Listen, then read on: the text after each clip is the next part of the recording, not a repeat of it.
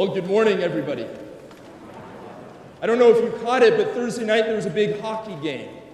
A championship game after a quick tournament found the U.S. playing Canada for the championship cup.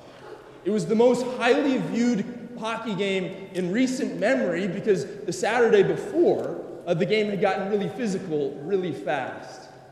And so millions of people tuned in to watch the championship game on Thursday night. And among the viewers were some of my nephews. After a couple minutes of play, after the first shoves were given and the first punches thrown, my 4-year-old nephew Max exclaimed, "Wait, they can fight?" It was the great coming together of some of his loves, sports and roughhousing. Whatever that impulse is, whatever is behind that instinct for aggression and competition, it's not something that's bad outright, but that impulse might have us hear Jesus' words today and find them a bit soft, a bit weak, when we're told to love our enemies. In fact, to love our enemies, for many of us, might feel more like an act of surrender rather than a powerful act, especially when we feel we can easily justify ourselves in our unlove. A couple years ago, after I celebrated a Mass at a nursing home in Davenport, a 90-year-old veteran from the Korean War came up to me. The gospel, or my homily that day, was similar to the theme of today, that we are called to love our enemies. And he just looked at me right in the eyes and he said, "Father, I can't love the men that did what they did to my men over in Korea. I've tried. I can't do it." And then he just let that hang, expecting a response from the priest to explain how you can live out one of Jesus' central teachings. But I didn't really have anything, because it's a tough thing. How do we love those who have hurt us? How do we love those who we feel so much unlove and, yes, maybe even hate for? I'm not confident I have the surefire way for any of you today, but Jesus does give us a start. To our enemies, he tells us that we are to do good to them, to bless them, to pray for them. Love for Jesus is not a noun, it's a verb. Love is not something I feel. It's not based in my emotions alone. Instead, it's based in my will, me choosing to love even when it is most difficult. But for those here this morning who hear this command to love your enemies and know exactly who that person is, you know exactly who that group of people is, that still might not seem like enough. So I don't just want to talk about the how do you do it today, but rather the why. Why is this so central to Jesus' teaching? You remember last week, this crowd that was all gathered around Jesus, and he gave them this upside-down view of the world. Blessed are the poor, the hungry, the sad, and the hated. Well, the group he's speaking to today is the same exact group of people. And right after he gives them the Beatitudes, he launches into this: love your enemies. And for the group around Jesus, hearing those words, they knew exactly who the enemy was. It was the Romans. By this point in the history of the Jewish people, they had lived under other foreign powers' rule for almost 600 years.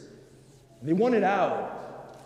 They were ready to fight, and they wanted to get permission to fight back. At this time and in this place, it was not unusual for revolutionary figures to stand up in the same area of Galilee and gather groups of people around them. And they were promising a revolution. They were hoping that their movements that began in the countryside would one day end in the capital city of Jerusalem, where by any means necessary, their leader would wipe out the Romans and install his own kingdom. What Jesus' hearers today wanted to hear was how bad the Romans were. Can you believe what they did? Can you believe the atrocities that they've committed?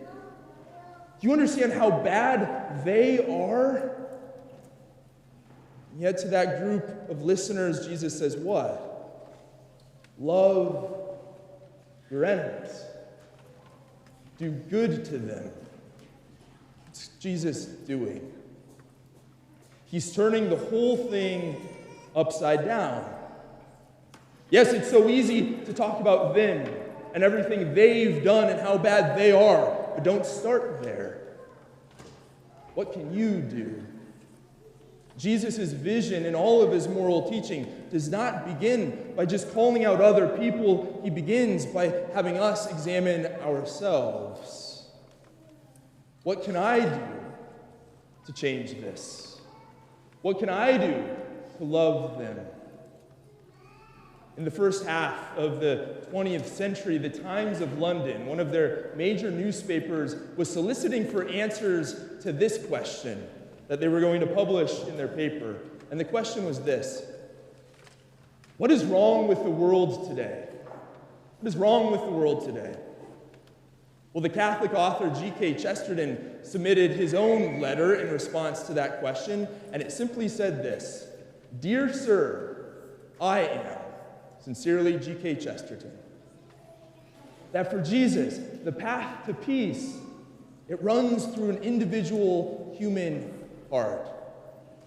But he wants us to not just think about them, but to think about us and our response to them.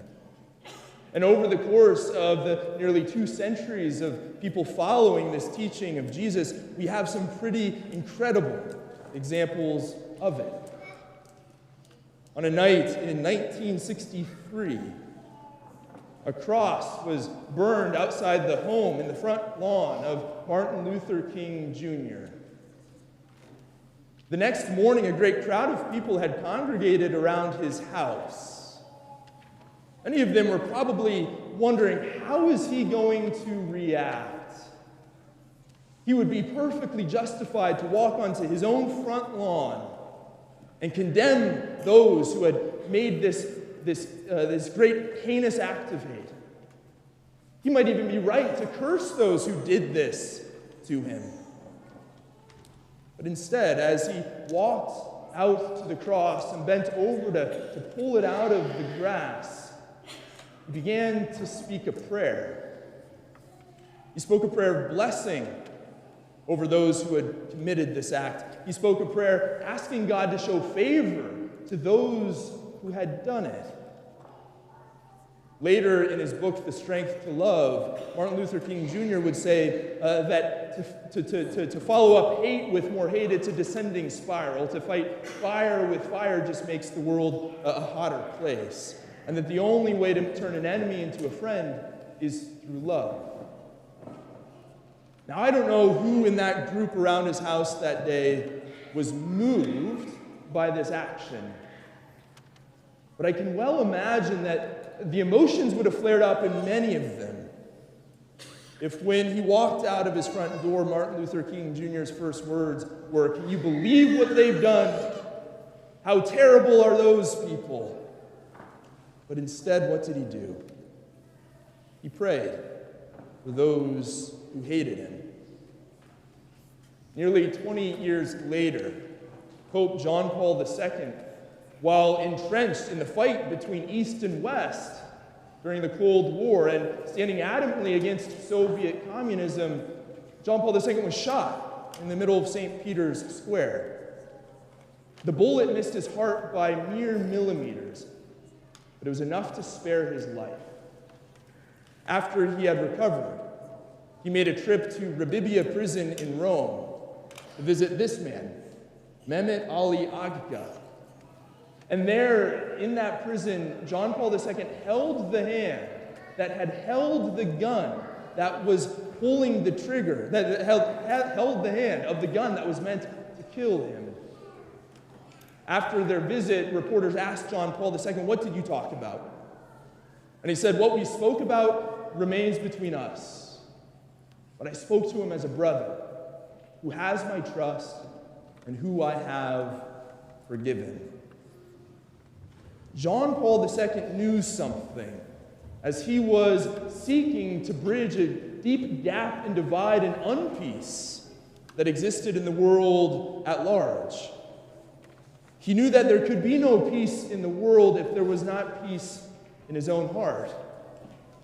That the bridge to dividing divisions in our world, it goes through each one of our lives. And so he sought to divide the gap that naturally existed between him and this man. How justified he would have been to condemn this act, to respond with this act of hate with more hate. But he chose a different path. What led these two men, what led Christians throughout 2,000 years to live this sort of way? It was Jesus' words today, but not just Jesus' words. Jesus' own actions. The actions we see right there at the center of our church on the crucifix. You see this Jesus movement that began in the hillside of Galilee. It would end in the capital city of Jerusalem.